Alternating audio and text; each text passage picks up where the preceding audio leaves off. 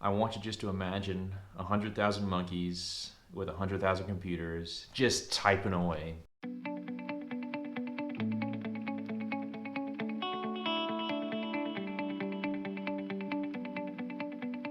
Hey there everyone, welcome back to today's video. I'm Father Bolick here at St. Pius X, Rock Island, Illinois. I studied philosophy for 4 years prior to going to major seminary. So where Luke Olson is now our parish seminarian, I studied there where he's at for 3 years. I did 1 year at Illinois State University, but nonetheless 4 years of studying philosophy. And there was a common question that was asked amongst, at least, especially the ancient and medieval philosophers, which deals with, can we believe that God exists, right? So largely through Aristotle, and then kind of really blown up through St. Thomas Aquinas in the medieval times. Well, I guess later than medieval times. Anyway, was this question, right? How can we make arguments that God does really exist? And so they kind of came up with two different types of arguments. They're called a posteriori and a priori arguments. A posteriori means to argue, to find the conclusion, and so in other words, after it post the belief and argue back to the premises. And a priori means to find the premises and argue to the conclusion.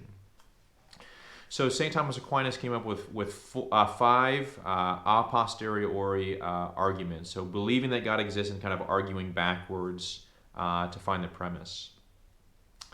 And I find one of those to be incredibly intriguing. So I'll just give you very briefly the 5 proofs. So I don't know them all off the top of my head, so I've got some notes here. The first one is argument from motion, right? Things don't just move on their own. Something always has to put them in motion. The next one is argument from existence, right? Nothing causes itself. So there's always something else that caused those things, right? There can't just be this endless, going back of things causing each other. Something had to start everything in motion. Argument from death.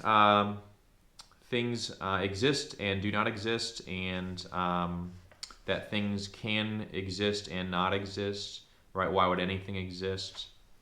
Argument from goodness or beauty, right? That we can say that certain things are beautiful and other things are more beautiful, right? Pizza is good, babies are better, right? So that we can only understand the hierarchy of those things because we innately understand the highest of goods, the highest of beauty, which is God, okay? Now this is the last one. This is the one that I appreciate the most. It's called the argument from design.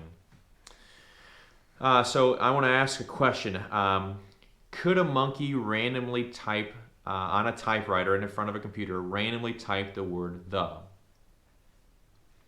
It's possible that a monkey just randomly striking keys could type "the," but it's kind of unlikely.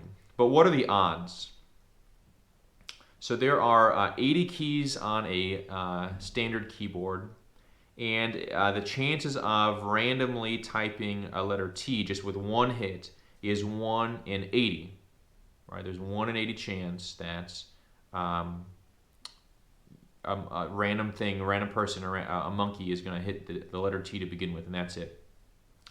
People wouldn't probably really bet on 1 to 80 odds. So what are the odds of striking T followed by an H? It's 1 in 6,400. So 80 times 80. So what then are we, what are the odds then of a monkey randomly typing the letter T followed immediately by the letter H followed immediately by the letter E? It's 1 to the 80th cubed, okay? So that's 512,000 chance. Okay, 1 in 512,000.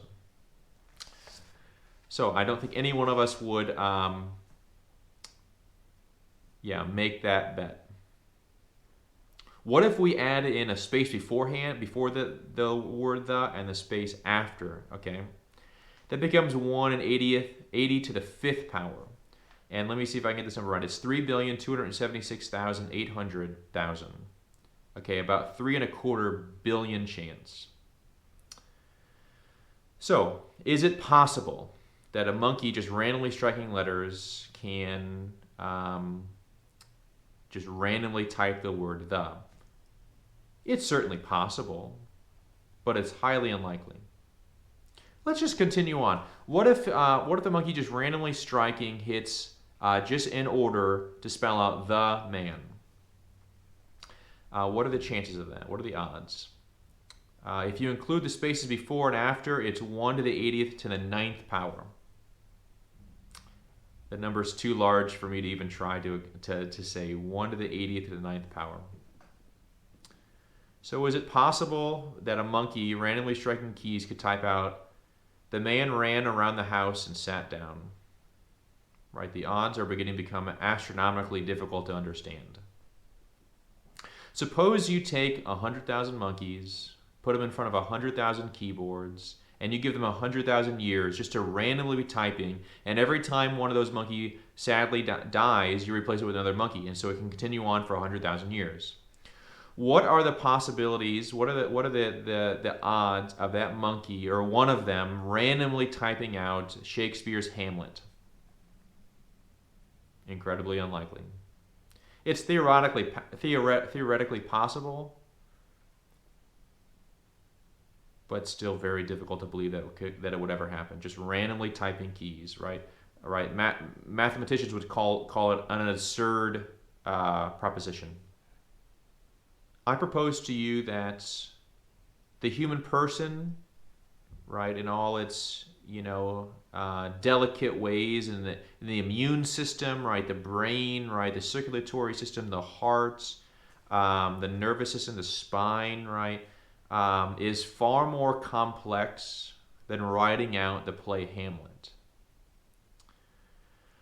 I believe it's far more likely for a monkey, given enough time, could randomly by accident type out the play Hamlet than man randomly coming about in existence. Right, the detail that it would take to make all those things function properly the way that they do, right, it becomes astronomically unlikely that just that something can just happen like that. So if we take another step further, right, the complexities of the human person, but let's talk about the complexities of the universe, right? How far the earth had to be from the sun in order for you and I to even exist, right? For us to have air, for the gravity not to crush us and also be enough to hold us to the ground, for trees and plants and vegetation, for animals, right? Each layer of that becomes far more complex when we think of just the earth randomly coming into existence and everything playing out the way that it did. Is it possible? Yes, but very, very highly unlikely, right? It's absurd to think that it could just randomly happen.